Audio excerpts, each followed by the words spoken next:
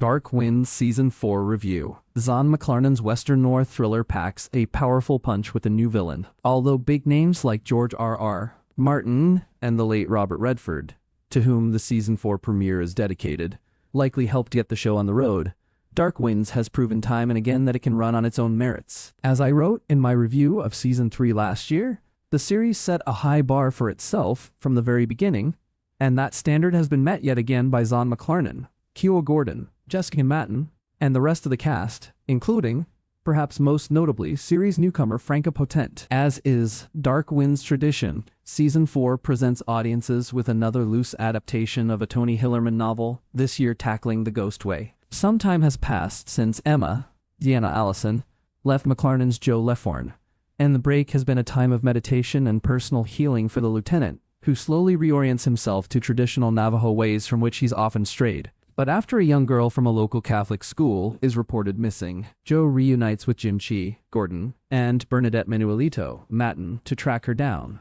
But they aren't the only ones on the prowl. Potente's Irene Vagan is also after her, and she's not the type of hired gun you'd want to be caught dead standing beside, let alone in front of. Season 4 is largely a race against time, as the Navajo tribal police trio compete with Vagan to see who can find Billy Sosi, Isabel DeRoy Olsen, first.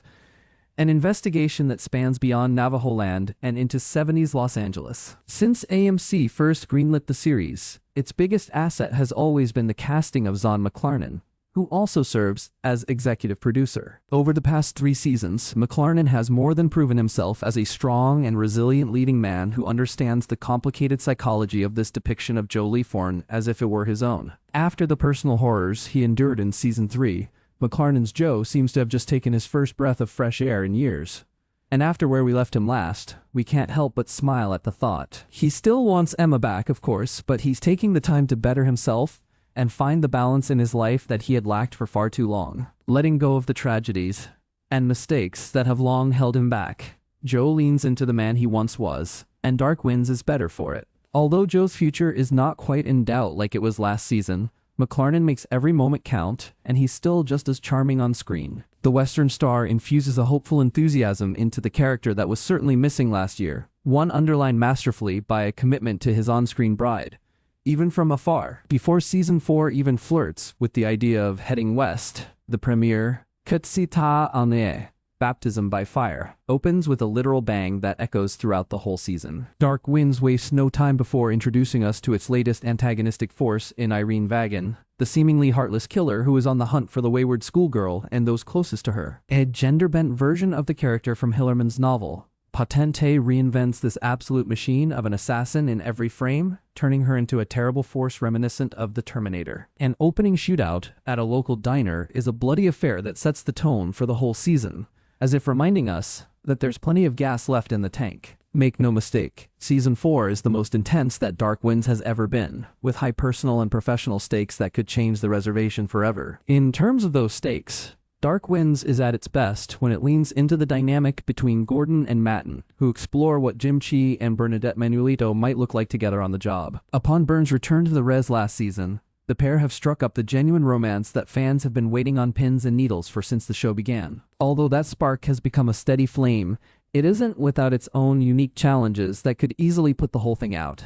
Things get particularly complicated when Joe asks Byrne to return to the tribal police, putting her almost instantly at odds with the part that she has learned to play so effortlessly since she left. It's not quite the will that want the attention of seasons past, but it gives both Gordon and Matten loads to work with. We've seen Jim Chi grow quite a bit since his FBI and Private Eye days, and this year is no different. In adapting The Ghostway, a novel that featured Chi as its driving force, Season 4 naturally highlights the Navajo sergeant as perhaps the most dynamic member of the core cast, a testament both to the talented writers behind the series and the star who performs their work. No doubt, Gordon has a feast of meaty drama to devour across the season's 8 episodes, and he does so with ease by offering a new side to Chi that we've only seen hinted at before. For fans of the Hillerman books, Season 4 is yet another step closer to Chi becoming more like his novel counterpart, especially after this season's take on ghost sickness, which showrunner John Wirth teased months ago. In some ways, Gordon is Dark Wind's unsung secret weapon, which comes across best in the moments our hero grapples with the untapped potential of his childhood trauma. A new location,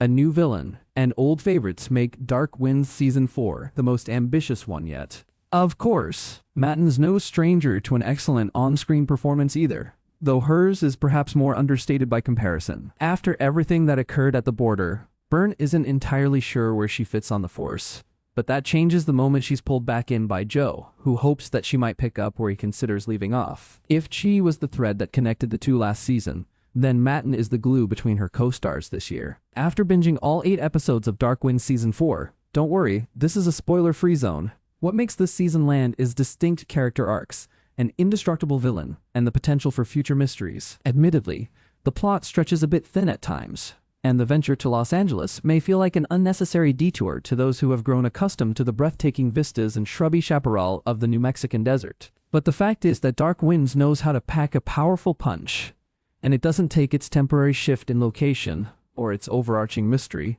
lightly. Likewise, some may feel that the longer episode count lends to more uneven pacing than the first 2 seasons' tighter 6-episode structure. While there may be something to that criticism, you'll likely forget all about it the further you dive into Season 4. There is, however, one small gripe I'll make: the general lack of Deanna Allison. After not appearing at all in the Season 3 finale, Dark Winds takes its sweet time reintroducing us to Emma, who has moved to Los Angeles and begun a new life and career in the big city. After how instrumental she was to the Navajo community early on in the show, her absence is felt not just in Joe's life, but in the lives of those around the res as well. It almost feels like a disservice to Emma's arc not to better explore her time in between seasons, especially after we've seen how much Joe has grown. If there's one thing Season 4 could have used more of, it was her. In that same vein, Maura Martinez, who is always a delight as Gordo, would have been welcome as well, though maybe I'm biased because I'm still itching for a Longmire reunion.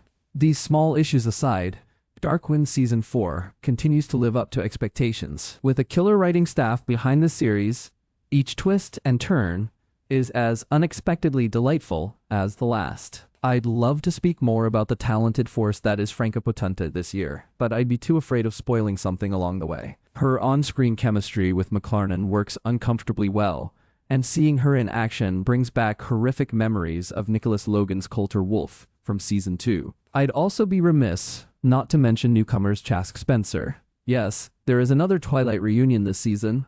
Luke Barnett and Bosch himself, Titus Welliver as well, who are all solid additions to this season that elevate the material beyond the Navajo Nation. One thing Dark Winds has always done so well is balance its main cast with big-name guest stars and recurring faces without overshadowing its main players in the process, and the show once again succeeds here. If you were worried that Dark Winds may begin to dip in neo-Western quality over the years, don't be. Lee Forn, Chi, and Manuelito have plenty of spirit left to keep the show going for many years to come. Dark Winds Season 4 premieres February 15 on AMC and AMC+. Dark Winds Season 4 packs a powerful punch, with the show's most intense case yet.